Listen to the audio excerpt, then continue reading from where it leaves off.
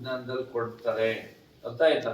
ಹಾಗಾಗಿ 2 ಅಂಕಕ್ಕೆ ಪ್ರಶ್ನೆ ಕೇಳುತ್ತಂದ್ರೆ 4 ಅಂಶಗಳನ್ನ ನೀವು ಬರೆದ್ರೆ ಸರಿಯಾದ ಉತ್ತರ ಆಗ್ತದೆ. ನೆಕ್ಸ್ಟ್ ಚಿತ್ರ ಕೊಟ್ಟಿದ್ದಾರೆ. ಇದು ದರ್ಪಣಗಳಲ್ಲಿ ಮತ್ತು ಮಸೂರಗಳಲ್ಲಿ ಗ್ಯಾರಂಟಿ ಬರುವಂತಹ ಚಿತ್ರ. ಇದು ಕೊಟ್ಟಿರೋ ಈ ಮಾಡೆಲ್ ಪೇಪರ್ ಅಲ್ಲಿ ಕೊಟ್ಟಿರೋ ಚಿತ್ರ.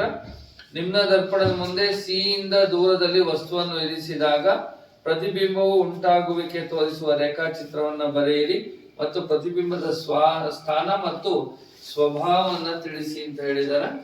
ಸೊ ನಿಮ್ನ ದರ್ಪಣ ಅಂತ ಹೇಳಿ ಕೊಟ್ಟಿದ್ದಾರೆ. ಸಿ ಇಂದ ದೂರದಲ್ಲಿ ವಸ್ತುವನ್ನು ಇಡುತ್ತವೆ ಅಂದ್ರೆ ಎಲ್ಲಿ ಬಿಂಬ ಎಲ್ಲಿ ಬರ್ತದೆ? ಸಿ ಮತ್ತು ಎಫ್ ನ ನಡುವೆ, C1 ಮತ್ತು ಎಫ್ ನ ನಡುವೆ ನಮ್ಗೆ ಪ್ರತಿಬಿಂಬ ಬರ್ತದೆ. ಪ್ರತಿಬಿಂಬದ ಸ್ವಭಾವ, ಪ್ರತಿಬಿಂಬವು ತಲೆ ಕೆಳಗಾಗಿರ್ತದೆ